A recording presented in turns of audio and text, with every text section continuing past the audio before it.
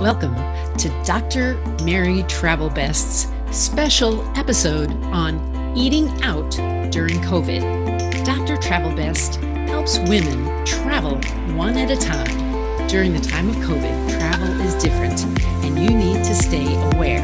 For those of us who want to travel, this presents special attention, even if you're only traveling to the grocery store. The FAQ is on potential trouble in the city streets and how to deal with that. The special episode is about eating out during COVID. The mistake was losing my parked car in a parking garage, and the tip is about a tiny blade that cuts it out. So Jordy asks the FAQ, if I run into trouble, like a strike, police in the streets, angry, shouting mobs, what should I do? Here's my answer, Jordy. This really does happen. Friends of mine were in Istanbul, Turkey, during some riots a little bit ago. You may have been visiting a city that had unrest, angry mobs, and even riots. If you run into situations where you do feel that this is not your best destination, be sure to get out now. Move to a new location, even if you need to just quickly disperse, even for just a few hours until things get quiet again. Let the people back home know you're okay and that you will reach out to them again soon. Learn about what is safe from those in the know. For example, the local news media, the block captain, or a neighborhood app. You can check your social media using hashtags of the city or region and see what you can learn there. And you can also call a local official or police department and ask questions about the situation. Our show notes will give some examples of lawyers who weigh in on these questions too. So these are 3 things to do. Get away, ask an expert for their advice, and contact home to tell them you're okay. Now let's talk about eating out during COVID. What's important to know when you are eating out during COVID? Well, first of all, not all restaurants are fully open. And those that have been regulated are reducing their capacity, moving outdoors, and many have cut their staff, some to just the bare bones, just the owners, without even hiring outside workers. So you'll need to wear your mask when you're not sitting at your table eating and drinking. At least those are the rules in California in October. That means if you get up and go to the restroom or any other part of the restaurant, please wear that mask. Cover your face for the safety of the staff and the servers. These servers, they're required to wipe down the items on your table. So they're doing a lot of extra work during this time. And many restaurants have been struggling to make ends meet. Employees feel the same way. So be sure to recognize that in your tipping. Restaurants deal with restrictions on the capacity, the hours, and staffing.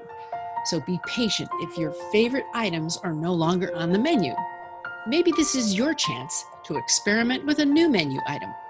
Instead of a printed, formal folder menu, you may need to use your smartphone to use a virtual menu with a QR code. Be prepared to do that and possibly to pay with your phone through contactless payments as well.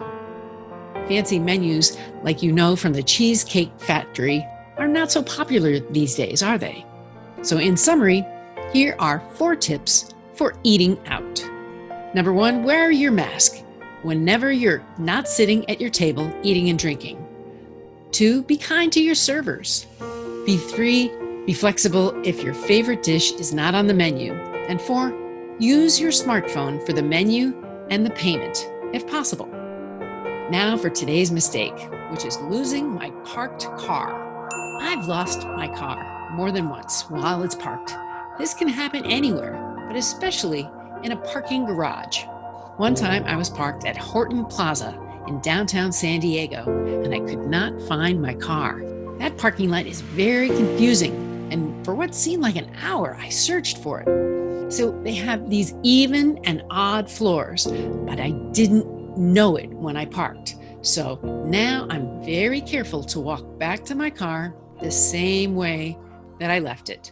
I don't try to take shortcuts here. Nope. When you park your car, don't be like me and lose it.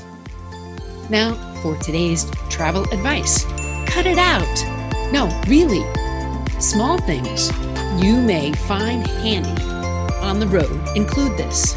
You find these in many DIY stores, and it's small and compact, and it's called an Olfa.